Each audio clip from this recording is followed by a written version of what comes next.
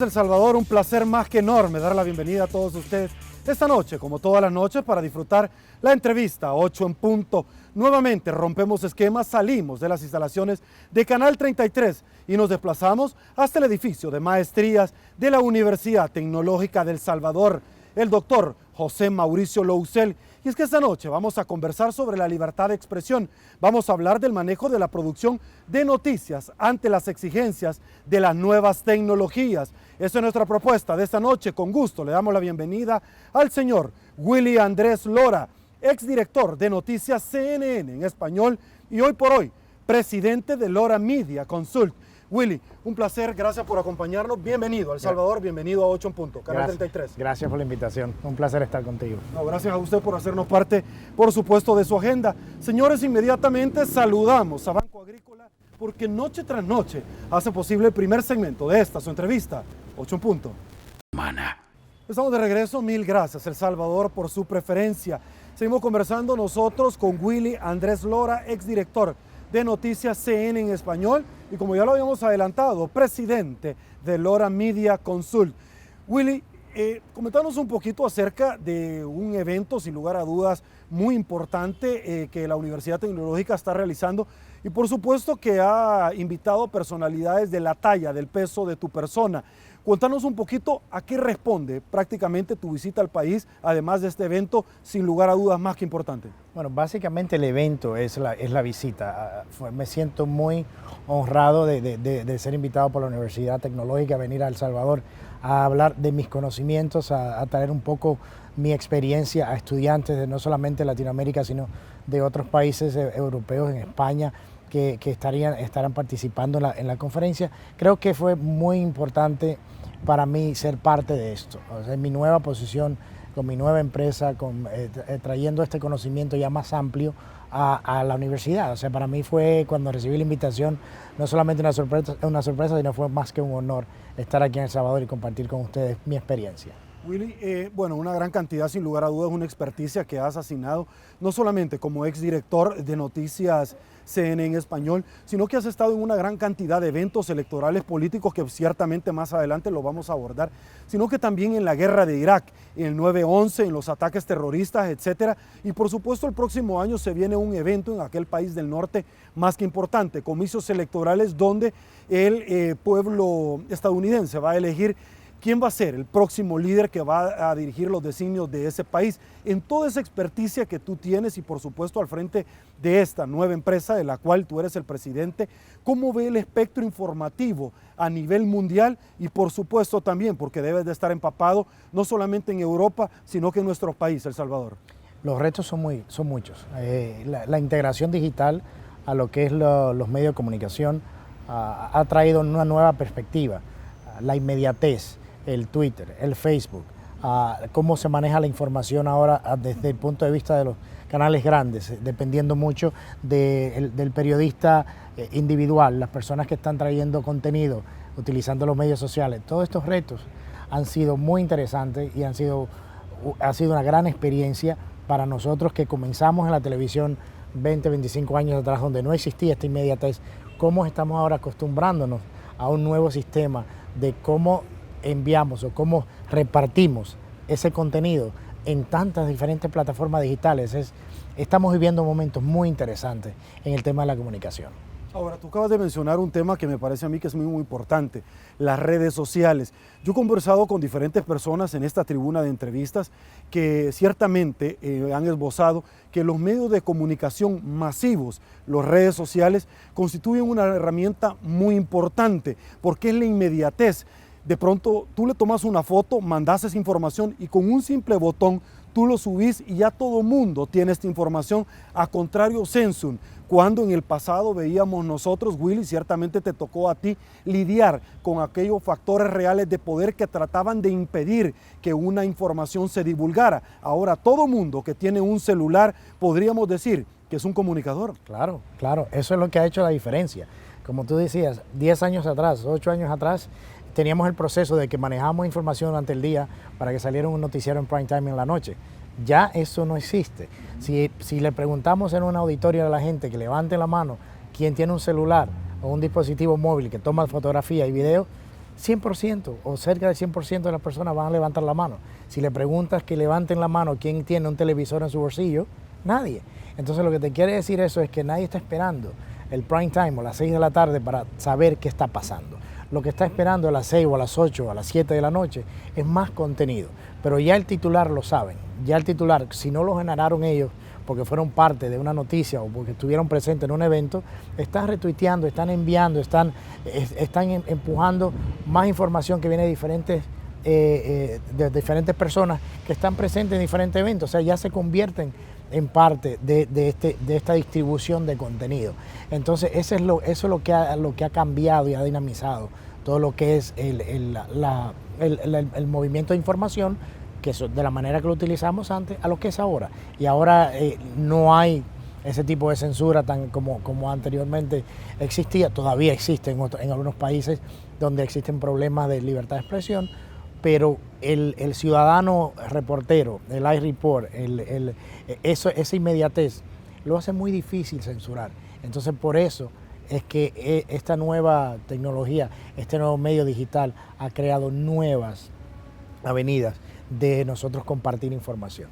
Ahora, Willy, sin lugar a dudas, el tener un medio masivo genera una matriz de opinión muy interesante y constituye un gran privilegio, pero una gran responsabilidad. Totalmente. Todas aquellas personas, y yo en algún evento lo he manifestado públicamente, todas aquellas personas que tengan un celular o un dispositivo electrónico tienen una herramienta importantísima para divulgar una información, sí. Pero yo hago quizás el cuadro comparativo entre un cuchillo que sirve para cortar tus alimentos, pero también sirve para matar a otra persona. Los medios de comunicación en manos irresponsables también pueden causar mucho daño. Definitivamente, porque es que manejas información, manejas poder, y si manejas información a una masa, está manejando poder, está manipulando información.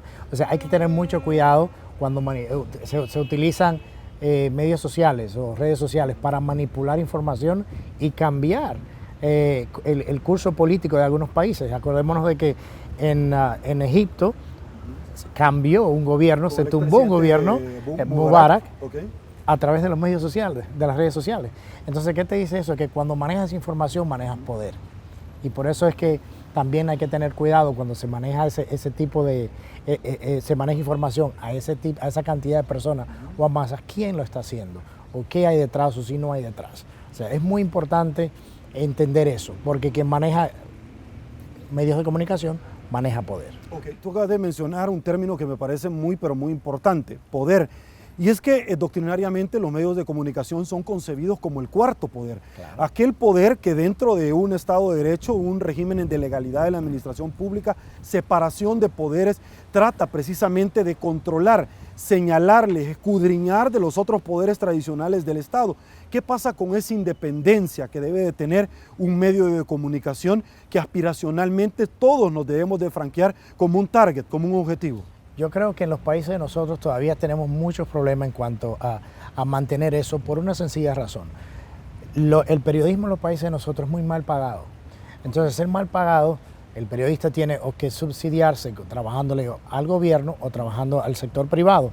Ambos comprometen tu calidad periodística, porque en realidad estás respondiendo a un interés. Es muy difícil cuando estás trabajando periodismo a un canal de televisión, pero al mismo tiempo le trabajas al gobierno o le trabajas a un sector de interés privado, de que tu trabajo sea 100% balanceado. Porque ya estás, aunque no lo estés haciendo, el hecho de ya que recibes un sueldo de uno de estos sectores está comprometiendo está comprometiendo tu judgment, o sea, tu trabajo, porque es muy difícil yo decir, bueno, ¿cómo puedo confiar en lo que me está diciendo esta persona cuando en realidad está recibiendo un pago de un sector o de otro? Ese es un poquito el problema en los países de nosotros donde el periodismo es mal pagado. Ahora, una cosa me lleva a la otra, porque en algún momento nosotros está invívido y tenemos que traer a colación el activismo político. Sí. De pronto, no sé cuál es tu experiencia, obviamente en todos los países que tú has visitado, pero la pauta publicitaria en los medios de comunicación comercial representan sin lugar a dudas una parte importantísima para ir saliendo adelante con todas las obligaciones que se tienen. Pauta publicitaria viniendo del gobierno de turno, que en alguna medida, Willy, esto sirve como para premiar o para castigar aquel medio de comunicación que en alguna medida se aleje críticamente de los objetivos o el rumbo que el gobierno de turno, valga la redundancia, desea en ese momento. Ese es el punto económico, es un negocio. Y los gobiernos o sectores de poder utilizan las pautas para doblegar un mensaje, para castigar un medio. Y en Estados Unidos no es que no se haga. En Estados Unidos se hace hasta en algunos puntos en el cual campañas políticas ponen publicidad en diferentes canales que van de acuerdo con su ideología política. O sea, y lo hacen las campañas políticas. Te ponen comerciales en los diferentes networks, los cuales van de acuerdo con su ideología política. Porque al final también lo que hacemos en la televisión es un negocio. O sea, son negocios y nosotros estamos tratando de mantener una independencia periodística dentro de estos negocios. Y por eso siempre es el va y viene entre el periodista, los dueños, cómo mantener cierto trabajo independiente de ese negocio, porque al final y al cabo estamos haciendo periodismo, estamos trabajando para un medio de comunicación, pero este medio de comunicación es un negocio. Al fin y al cabo es un negocio. Perfecto. Si comparamos, Willy, El Salvador con otros países de la región, es decir, dentro de Centroamérica, ¿qué nivel de producción y de periodismo televisivo consideras que hoy por hoy El Salvador tenemos con relación a nuestros hermanos centroamericanos? Mirando a El Salvador, mirando a Honduras, mirando a Guatemala, yo creo que estamos pasando por un tiempo interesante, por lo que veníamos hablando en su momento. Modernizar los sistemas ha empujado a los dueños de los canales a invertir más en tecnología, en capacitación de su personal. Nosotros miramos aquí mismo en El Salvador, en la misma universidad, los estudiantes que están trabajando ya en canales de televisión, que se siguen capacitando. Creo que son pasos positivos y se reflejan en lo que vemos día a día al aire con los programas en la región. Si vemos lo que se estaba haciendo 7, 8 años atrás, lo que se está haciendo ahora, se está haciendo mucha mejor televisión, pero todavía se puede hacer mucho más, todavía se puede invertir más en los valores de producción de los shows para llevarlo a los niveles que nosotros queremos estar, porque la realidad es que consumimos televisión americana, consumimos contenido americano en nuestros dispositivos móviles, y eso estamos viendo que los niveles de producción son muy altos. Entonces nosotros mismos nos estamos exigiendo, consumiendo ese tipo de contenido, de que tenemos que mejorar los valores de producción de lo que hacemos, y en eso estamos. Y se ve reflejado no solamente en los países de Centroamérica, en el Caribe, en República Dominicana, Puerto Rico, en Sudamérica, de que se sigue haciendo y se sigue invirtiendo en tratar de mantener ese contenido, pero todavía, o esos valores de producción, pero todavía falta mucho y existe el apetito de seguir invirtiendo en mejorar, y eso es bueno. Perfecto. Vamos a hacer, Willy, amigos televidentes, la primera pausa comercial. Al regresar, vamos a seguir profundizando con nuestro invitado de esta noche sobre los retos y las limitaciones de la libertad de expresión y qué es lo que ha de venir en el futuro con relación a los retos de la televisión en el mundo entero. Pausa, volvemos.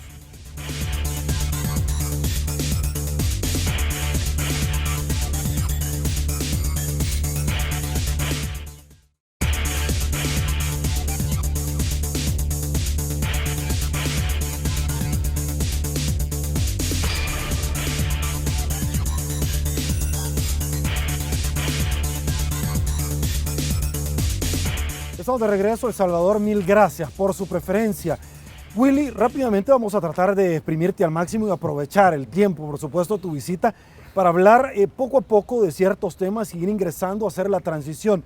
Amenazas a periodistas y particularmente muerte a periodistas por ejercer esta tarea en Honduras, para callar a la prensa. Un tema muy complicado, muy complicado. Yo cuando estuve en CNN que tenía reporteros en Honduras, era una de las mayores preocupaciones porque no hay seguridad. Para el periodista es muy difícil hacer la labor porque hay demasiados temas muy difíciles. El tema narcotráfico, el tema carteles, temas lavado, hay muchos temas difíciles que hay que cubrir y estos muchachos están en la calle tratando de hacer un trabajo y lo silencian. Es simplemente enviar un mensaje.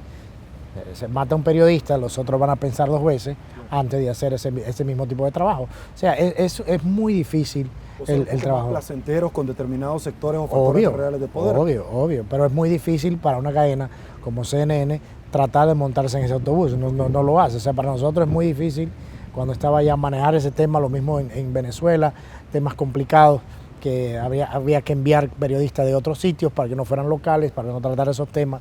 y minimizar los riesgos, porque es muy difícil en algunos países tratar ese tipo de temas. De Centroamérica tomo el avión y me quiero ir al Cono Sur, y te explico por qué.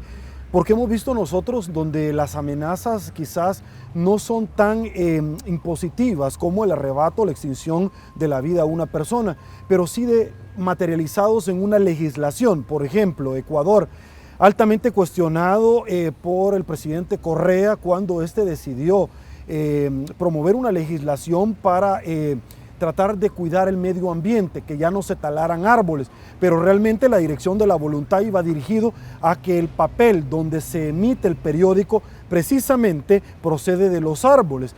Una gran escasez que muchísimas empresas tuvieron unas que cerrar, otras que intercalar la emisión de estos y otras simple y sencillamente hacer alianzas con otras empresas de otros países. ¿Qué opinión te merece a ti esto? Es que de la manera que democráticamente se ha estado utilizando las legislaciones en los países de Sudamérica, es tenebroso en algunos temas, porque básicamente te dicen estamos legislando porque pensamos que lo mejor para el país, pero el Congreso completo está bajo tu mando. O sea, si tienes alguna agenda política que quieres trazar democráticamente en el Congreso, lo van a hacer tus representantes en el Congreso.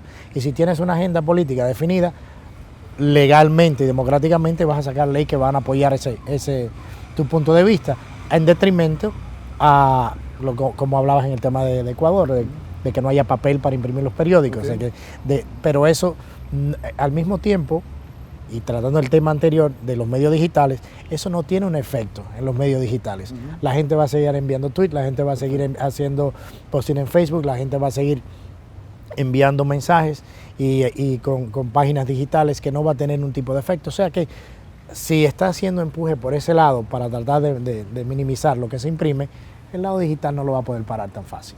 O sea, yo creo que las batallas se siguen luchando, se siguen en Sudamérica con el tema de libertad de expresión y cómo dentro de la democracia y legalmente se están manipulando ciertas cosas, pero la gente y la sociedad civil ha buscado maneras de cómo seguir expresando el descontento con varios temas. ¿Qué le parece Venezuela en el 2002, el golpe de Estado al expresidente de Venezuela, Chávez en el 2006, Radio Caracas Televisión, se le corta la transmisión, muchos relacionan este tema con el golpe de Estado y ahora hay una condena internacionalmente por la CIV, precisamente para reinstalar la frecuencia de televisión a Radio Caracas Televisión? Es que es muy difícil en Venezuela ahora mismo hacer ningún tipo de televisión o de noticieros o de programas que sean críticos al gobierno. Es muy difícil. En mi tiempo en CNN fue muy difícil operar bajo esas circunstancias. Lo hicimos, lo seguimos, se sigue haciendo todavía, pero es mucha la presión. Es mucha la presión porque la gran mayoría, casi en su totalidad, es controlada por una parte del gobierno o por el oficialismo, lo cual básicamente quita cualquier tipo de mensaje que la oposición quiera tener o quiera hacer. Entonces, nosotros teníamos la libertad, en cierta manera, de hacer ciertas cosas y de poder transmitir ciertas cosas sin ningún tipo de censura, lo cual nos trajo muchos problemas, como tú has podido ver en los medios y leíste en años pasados, cuando hacíamos historias críticas de lo que estaba haciendo el gobierno o de ciertos temas. Nos trajo problemas, pero nunca dejamos de hacer el trabajo. Es una estación internacional fuera de Venezuela, pero sí hubo bastante presión y CNN en español cometió algunos errores en algún momento, lo cual también se retractaron en su momento cuando se cometieron, pero es parte de lo que uno hace. No hay una televisión en el mundo que te vaya a decir que no ha cometido errores. Todas lo hemos cometido y las responsabilidades pueden salir, es decir, si cometimos un error y aquí está y nos retractamos de esta manera. Pero en Venezuela es muy difícil porque la gran mayoría de los medios de comunicación están controlados por el oficialismo, entonces es muy difícil tener un debate balanceado sobre la situación real en Venezuela. Hablemos un poquito de la experiencia que tú has tenido, porque ciertamente fuiste director político de CNN también, no solamente de noticias. Y es que en el pasado, en el 2012, en la última elección del presidente Barack Obama, Tú tuviste la oportunidad no solamente de ser parte de este evento, cubrirlo, sino que también de articular una serie de debates entre diferentes candidatos. Has tenido la oportunidad también de haber cubierto el tsunami, de haber estado en la guerra de Afganistán, de haber estado en la guerra de Irak, de una gran cantidad de eventos que de pronto han impactado negativa o positivamente al mundo entero y que han quedado grabados no solamente en la mente, sino que en la retina. Por ejemplo, los atentados del 911, que también es peligro para ejercer el periodismo. Claro, claro. Para mí el 9/11 fue la historia más difícil de cubrir porque a mí me tocó, yo estaba fuera del Pentágono cuando el avión le pegó al Pentágono. O sea, me llamaron temprano cuando el primer avión chocó en Nueva York, en una de las torres, y me dijeron, bueno, tienes que salir a Nueva York con tu equipo en Washington porque acaba de haber un accidente y se espera que esta historia va para largo. Entonces yo estaba, fue temprano en la mañana, estaba cambiando, me estaba preparando, estaba llamando a mi equipo para salir a Nueva York. Cuando estoy viendo la televisión veo que el otro avión le pega a la otra torre y digo, esto no es un accidente.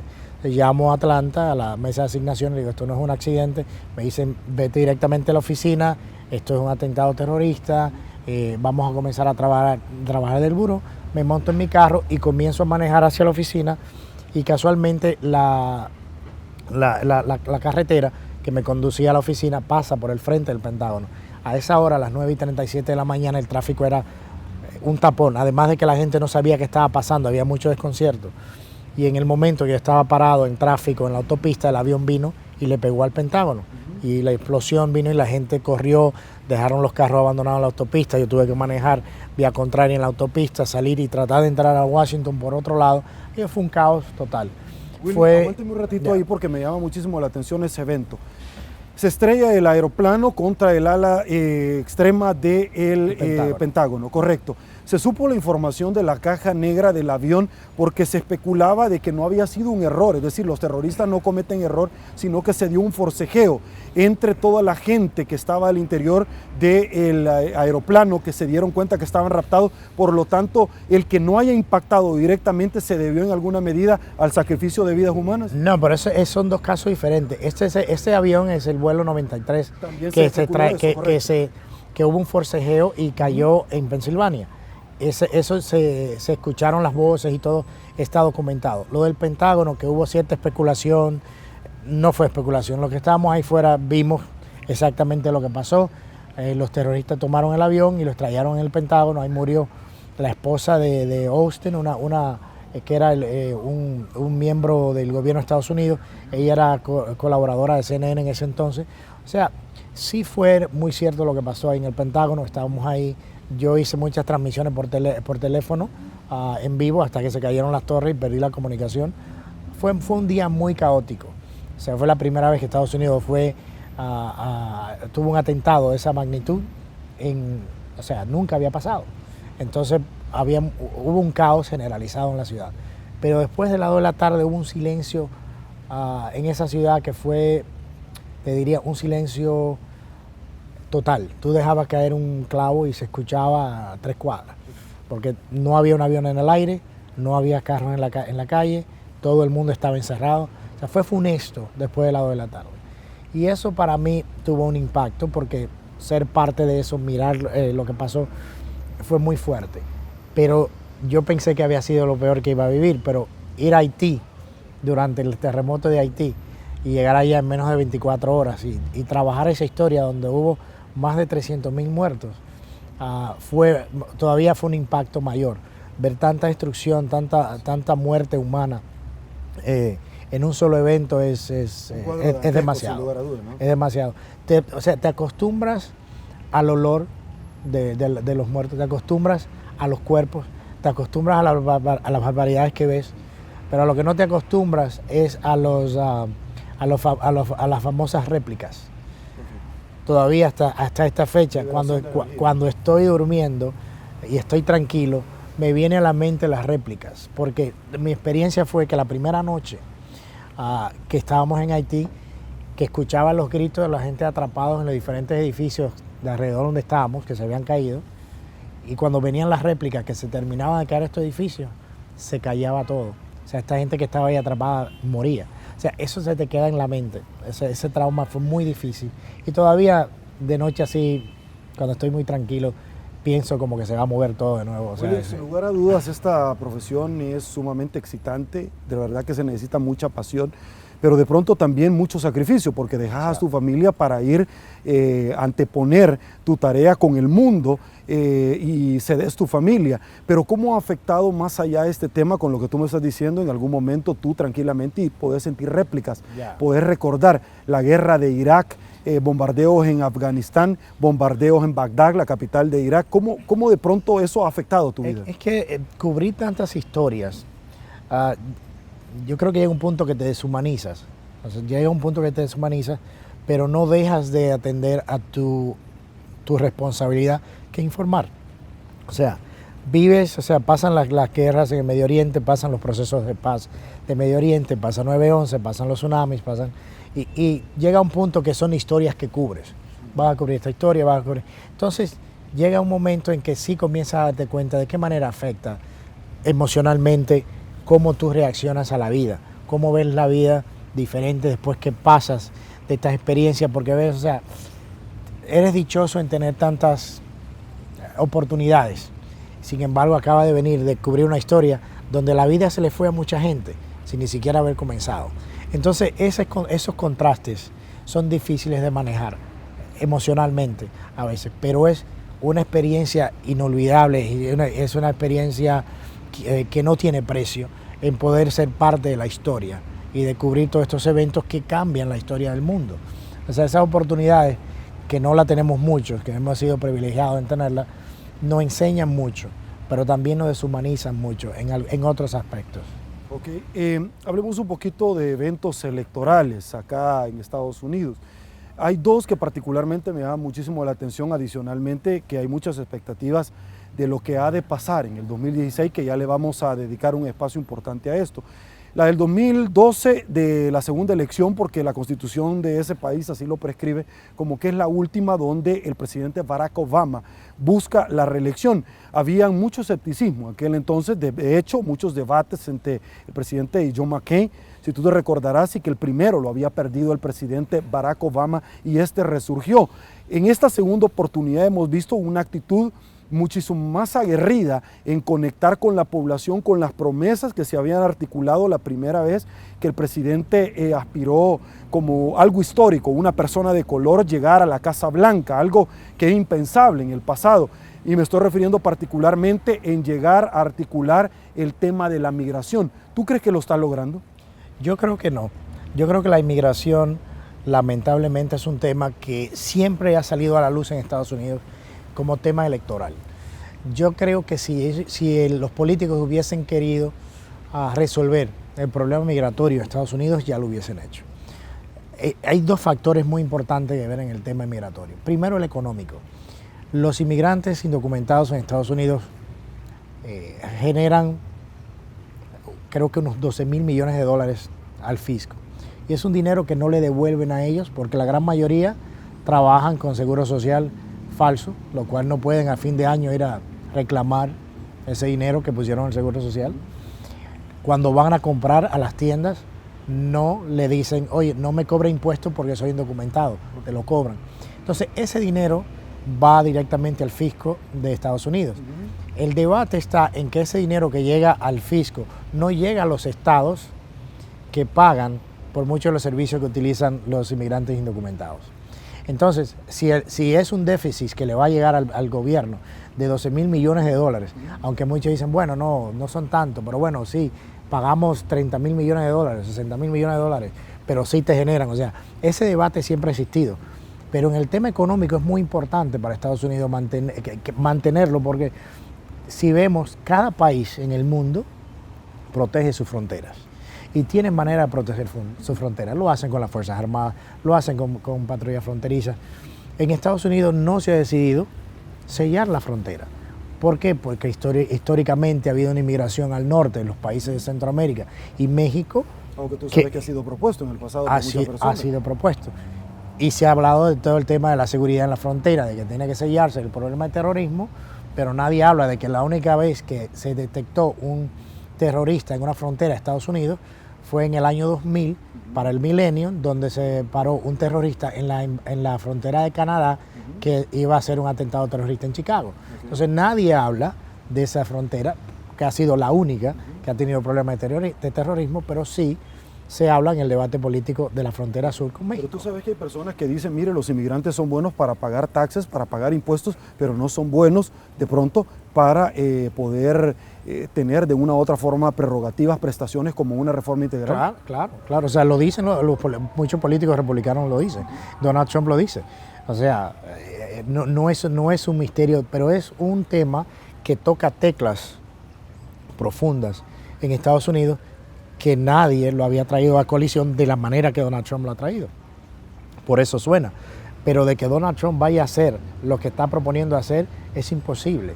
Es imposible construir no es que sea imposible, pero es muy, muy difícil construir un muro como lo piensa construir y que por encima de eso que lo pague México. O sea, cualquier persona que tenga dos dedos de frente sabe que eso no es posible. Entonces, pero tiene una resonancia en una bandada radical en el país que le gusta escuchar esas cosas. Es una caja de resonancia sin lugar a dudas. Claro. En el otro segmento voy a hablar de esto. Rápidamente, antes de irme a una pausa, Obamacare resultó cuesta arriba para el presidente, muchas críticas, pero inclusive tuvo que negociar hasta con los mismos, dentro del tema bicameral, legisladores como el señor Gutiérrez, dentro de su mismo partido y negociar otro tipo de proyectos. Claro, porque es que en realidad en Washington se va a negociar. Cuando un candidato te dice a ti que Washington está roto y que va a llegar a arreglarlo, no creas en eso, porque en Washington el sistema político de Estados Unidos está construido de esa manera. Tú llegas a Washington y tú vas a negociar con tu partido o con el otro partido, pero vas a negociar, porque estos legisladores a los cuales tú le estás pidiendo el voto para que te pasen una legislación, tienen sus necesidades propias en sus distritos que tiene el presidente que buscar la manera de solventarla.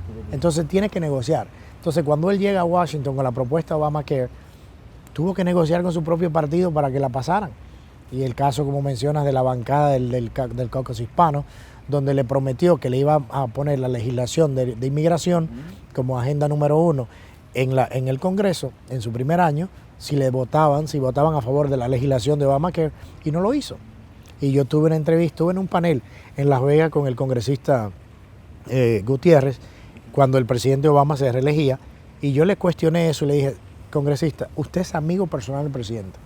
El presidente Obama le prometió que iba a traer la reforma migratoria si el caucus hispano votaba con él para Obamacare. Le mintió, no le quedó bien, porque le sigue apoyando en el tema al presidente, en ese entonces que él fue a hablar buscando el voto hispano para la reelección. ¿Por qué los hispanos deben de creer en el presidente, en el tema migratorio, cuando usted, que es su amigo, le mintió? Y, su respuesta fue, yo fui preso un par de veces y lo tomaron preso en la Casa Blanca, pues él protestó esa medida. Y yo le dije, sí, fue preso, pero eso le sirve políticamente a usted en su distrito. Es decir, yo me dejé tomar preso porque estaba defendiendo sus derechos. Entonces, el juego político es ese. Entonces, el presidente tuvo que negociar con su bancada los votos para que pasara el Obamacare, el cual ha tenido muchos problemas en Estados Unidos y todavía no se sabe dónde va a llegar, pero es la legislación, es la ley. Perfecto. Willy, amigos televidentes, vamos a hacer otra pausa comercial. Al regresar vamos a abordar dos temas importantísimos. Próximo evento electoral en los Estados Unidos 2016, donde 2.5 millones de salvadoreños dentro de aquel país del norte y por supuesto los que vivimos acá vamos a estar muy pero muy pendientes y por supuesto cuál será el futuro de las relaciones de Cuba con Estados Unidos. Pausa, volvemos. De regreso y esto se llama 8 en punto. Vamos a saludar a la Caja de Crédito de Colón porque noche tras noche es parte activa de la entrevista 8 en punto, al igual que usted por supuesto con las diferentes participaciones. Quiero saludar a Ale Canal. ¿Cuál será el rol de los medios en la era de las redes sociales? Camijo pregunta, desde que hay censura a personas por su corriente de pensamiento, especialmente cuando amenaza los intereses en alguna medida de algún tipo de personas. Chamiel Ventura pregunta si existe hasta qué punto uno de los poderosos y terminan al final, bueno, en la Fiscalía General de la República por algún tipo de difamación, injuria o calumnia, delitos penales. Rápidamente, por favor, Willy, ¿cuál es su apreciación con relación a lo que pregunta particularmente el amigo sobre el principal, en algún momento, logro sobre la credibilidad que se debe de tener como medio de comunicación para ir saliendo adelante? Yo creo que hay que mantenerse claro en lo que cuando estamos reportando los hechos. Creo que se debe seguir trabajando la fuente, la información tiene que ser verificada, tiene que ser exacta, sólida, para que siga creciendo la credibilidad. Yo creo que de ahí depende todo, tu credibilidad es todo. Y si estás haciendo un buen trabajo periodístico, estás confrontando tus fuentes, estás confirmando tu información, por donde quiera que vaya a salir vas a estar bien. Ok, Willy, una grata sorpresa que hemos tenido sin lugar a dudas es la elección para muchos que acaba el del humo banco, el conclave que hubo en la denominación del Papa Francisco, que acaba de hacer una gira en los Estados Unidos. Sí. Más allá de ese evento, quiero circunscribirme a un, sin lugar a dudas, evento histórico donde nos dimos cuenta que el Vaticano activamente tuvo mucho que ver detrás de la negociación que se dio entre Estados Unidos y Cuba, el articular, revivir las relaciones diplomáticas luego de la Guerra Fría, de articular la apertura de ciertas embajadas en ambos países, donde hemos visto nosotros para muchos deportistas que equipos de la NBA vayan a jugar a Cuba o futbolísticamente hablando como que el cosmos de la Major League Soccer vaya a Cuba. Más allá de eso vemos nosotros un evento histórico. Esto es un convencimiento pleno dentro del tema bicameral de los Estados Unidos, es un tema electoral, político, ya que Barack Obama lo ha realizado y otros detractores han dicho que si llegan a ganar las elecciones le van a dar vuelta atrás, o es un tema geopolíticamente hablando por la relación que Cuba tuvo con Venezuela en el pasado. Yo creo que básicamente es el momento histórico para que pasara. Okay. Yo manejé la relación de CNN con el gobierno de Cuba por unos 12 años. Estuve viajando a Cuba 2 o 3 veces al año, estuve llevando personalidades de CNN a la isla, haciendo programaciones y producciones de allá. La realidad es que el momento clave, se dieron las condiciones para hacerlo. Barack Obama necesitaba un legado, que en realidad Obamacare no se lo está dando. Cuba vendría siendo ese legado. Los hermanos Castro llevan de salida en lo que es el liderazgo político en Cuba, porque la llegada de los medios sociales, la llegada del internet, todas estas cosas que se siguen abriendo en Cuba, se le sigue haciendo más difícil el discurso de culpar a Estados Unidos por todo. Entonces yo creo que el Papa aprovechó este momento histórico político de decirle a Cuba: es momento de integrarte a la comunidad internacional, es momento de abrir las puertas al mundo, es momento de darle cierta apertura a ciertos sectores e integrarte a un mundo globalizado. A Estados Unidos el Papa le dice: es tiempo de que los estadounidenses conversen con los cubanos.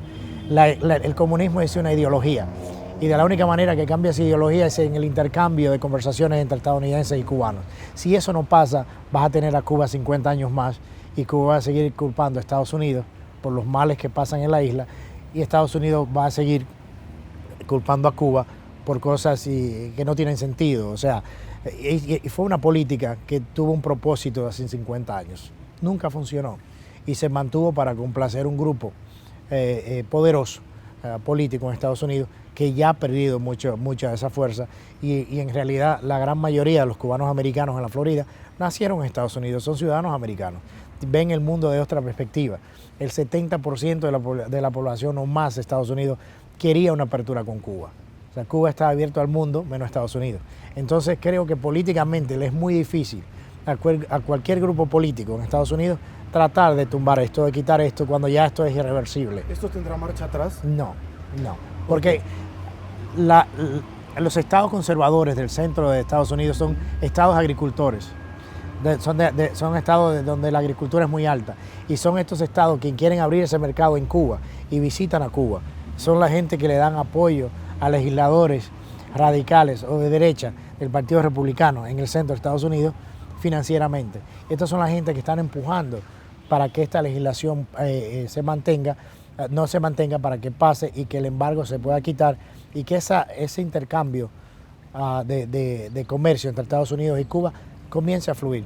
Ya el paso diplomático se dio, ya se abrieron embajadas en ambos países, Cuba ha hecho algunos movimientos, Estados Unidos sigue esperando por más, y ahora el gran debate será en el Congreso de derogar el embargo contra la isla.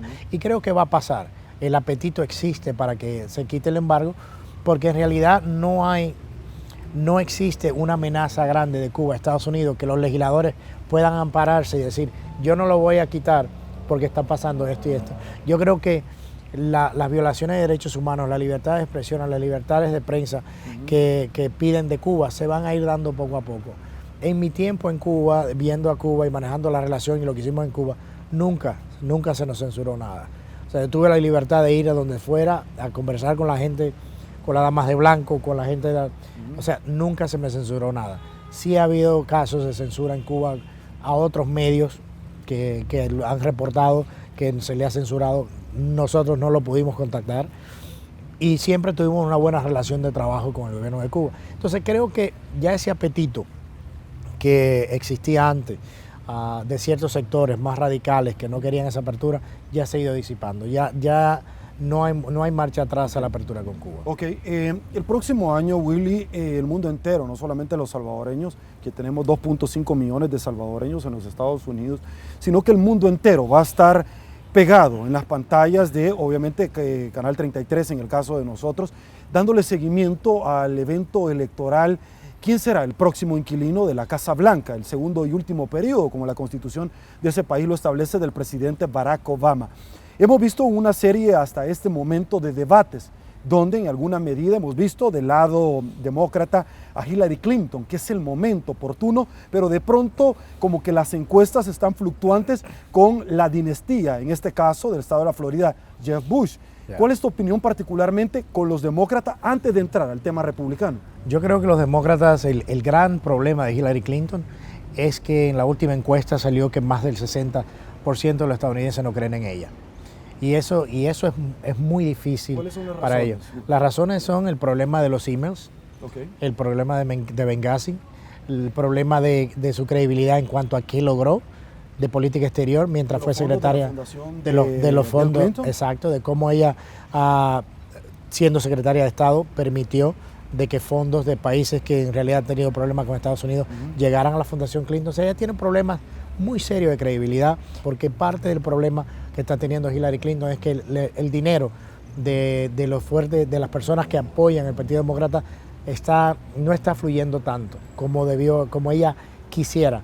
Hay cierto resentimiento, hay todavía se está agarrando parte de ese dinero porque no están totalmente convencidos de que ella vaya a ser la candidata que mantenga a los demócratas en la Casa Blanca. ¿De qué manera tú crees en el pasado le afectó muchísimo al presidente Bill Clinton la posibilidad de una reelección por el famoso caso de Mónica Lewinsky? En este caso, hoy por hoy, la fundación que maneja el esposo también ha sido altamente criticada. ¿De qué manera crees que el fantasma del pasado, que de una forma golpeó claramente al vicepresidente de Clinton en su momento, que aspiraba precisamente Al Gore a llegar también inquilino a la Casa Blanca, prácticamente le cercenó todas las posibilidades? ¿Crees que se repite? Es que el problema fue diferente. El problema de Al Gore fue que Al Gore quiso salir como un candidato con una propia personalidad. Al Gore nunca tuvo una personalidad.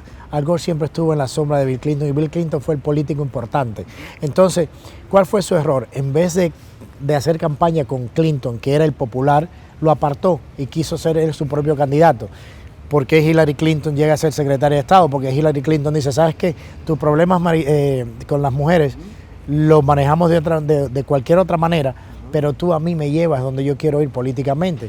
La llevó a ser senadora de un estado donde nunca había vivido y la llevó a ser secretaria de Estado de Estados Unidos, porque ella se pegó y trabajó con Clinton, que era el popular dentro del Partido Demócrata. Al Gore lo alejó y por eso pierde. Y perdió, porque las elecciones fueron bien cerradas. Nosotros fuimos a Florida 20 veces a contar los votos y en realidad perdió, con un margen muy pequeño. Dentro del colegio electoral. Dentro del colegio electoral. Entonces esa fue la dinámica de eso. Y eso le ha afectado, porque obviamente lo ha arrastrado también Hillary Clinton. Ahora, algo que sin lugar a dudas ha llamado muchísimo la atención es que este es el último chance de Hillary Clinton. ¿De qué manera puede en el pasado el fantasma de Mónica Lewinsky, del esposo de la fundación, altamente criticado por los fondos que ya en algún momento han sido objeto, en algún momento, de críticas por la procedencia y que no son amigos de los Estados Unidos, como el fantasma de Mónica Lewinsky nuevamente puede aparecer? Bueno, yo creo que el de Mónica Lewinsky no le va a hacer tanto daño como el de los emails, como el de lo de Benghazi. O sea, ella atrae, o sea, arrastra un montón de problemas propios de ella. Y obviamente lo de la fundación, el dinero recibido por parte de la fundación de países enemigos de Estados Unidos cuando era secretaria de Estado. Esas cosas que se están debatiendo día a día en los medios en Estados Unidos es lo que no le deja a ella avanzar en su campaña, ni el mensaje que ella quiera transmitir de cómo piensa resolver los problemas que tiene el país. Entonces yo creo que eso es uno de los grandes problemas que ella enfrenta ahora mismo. Ahora, en el pasado ella dio un paso a un costado, tú recordás cuando iba en franca disputa con hoy por hoy el presidente Barack Obama y de pronto hubo una negociación. ¿Entrará dentro de esa negociación no solamente haber sido parte del equipo de trabajo del presidente Barack Obama, sino ser ella la ungida, la elegida rápidamente ahora para los comicios electorales? Yo creo que si ella no va de presidente en estas elecciones, su carrera política es el último chance, ¿no? Ya es su último chance. Okay. Yo creo que ya la dinastía ya llegó a su fin con esto. Yo creo que el apetito en Estados Unidos es de cambios, es de nuevos nombres, es de nuevos políticos. Los políticos en Estados Unidos tienen la aprobación más baja en la historia, de un 8%. Por eso la popularidad de los candidatos no tradicionales como Donald Trump, Carly Fiorina, el Dr. Carson, Bernie Sanders, son gente que no son políticos tradicionales y son los que tienen la mayor aprobación porque la gente ya está cansada de los políticos tradicionales. Yo creo que si ella no logra en este proceso de ahora, no logra llegar, ya su carrera política termina. Ok, vámonos del otro lado de la moneda y hablemos un poquito de los republicanos. ¿Quién será el elegido? Y vemos nosotros a un magnate multimillonario, Donald Trump, que en alguna medida hemos visto nosotros que ha esgrimido juicio de valor, particularmente con los inmigrantes, cuando lo hizo particularmente con los mexicanos. Sí. En alguna medida esto le ha dado réditos tan grandes para poder salir mejor evaluado, aún con su probable contrincante Hillary Clinton en las próximas elecciones. Es que yo creo que si ves las últimas encuestas donde hablan de cuál presidenciable es Donald Trump, 60-70% de la gente dice que no es tan presidenciable. Ahora, de que sí le gusta lo que está diciendo, sí, por eso tiene la popularidad que tiene. Y lo que pasa es que le está diciendo al estadounidense lo que quiere escuchar, no lo que en realidad puede hacer. Entonces ese es el gran debate. ¿Tú crees que no lo va a llegar a lograr como por ejemplo Arnold Schwarzenegger, gobernador de California y que fue en algún momento inmigrante austríaco, que cuando llega a ostentar este puesto ejecuta acciones en contra de los mismos inmigrantes? No, yo creo que lo puede si llega. El problema es que vaya a llegar, porque en una elección entre Donald Trump y Hillary Clinton gana. Entonces ese es el gran debate que existe dentro del Partido Republicano. ¿Hasta qué punto va Donald Trump a manejar la agenda televisiva en los medios, en el show que está haciendo? Porque eso está quitándole peso a otros candidatos como Jeb Bush, que tienen una agenda sólida política de competir con Hillary Clinton. ¿Entiendes? Entonces ese es el gran debate interno dentro del Partido Republicano. Aunque él tiene mucho dinero y tiene un discurso que gusta, pero a la hora que lo pones y lo sientas en un debate, Donald Trump y Hillary Clinton en temas fuertes, es muy difícil que el Donald Trump pueda salir con una agenda. Él ha dicho categóricamente que si él no es electo para ser candidato, como en el pasado, tú te recordarás el magnate Ross Perot, él va a poder concursar en estos comicios electorales bajo la figura de candidatura independiente. Él dijo que no, ya dijo que no iba. Fue un tema que salió en el primer debate, dividió a mucha gente, trajo mucha... ¿Fue una estrategia? Fue una estrategia. Y al fin y al cabo tuvo que decir que no podía ir solo, porque de ir solo pierden los republicanos como quieran. Entonces creo que esa conversación que hubo tras bastidores lo convenció de que tenía que cambiar el discurso. Perfecto. Señores, vamos a otra pausa en segundos. Volvemos con más. Pues estamos de regreso y llegamos al final de la entrevista 8 en punto de Canal 33. No me resta más que agradecerle a Willy Andrés Lora, exdirector de Noticias CN en Español y presidente de Lora Media Consult. Muchísimas gracias por habernos acompañado. Nuevamente, bienvenido a El Salvador. Ha sido un placer. Verdaderamente hemos disfrutado muchísimo esta entrevista. El placer ha sido completamente mío. Podemos hablar 3 horas, los temas súper importantes y muy emocionado y contento de estar en El Salvador. Muchísimas gracias una vez más. Muchísimas gracias, amigos televidentes. Soy Sergio Méndez. Hoy viernes 23 de octubre del 2015. Así están las cosas hoy por hoy en nuestro país. Si le gustó la entrevista, comente la mañana. Pase muy buenas noches. Será hasta el día lunes y una vez más, que el Señor nos bendiga a todos.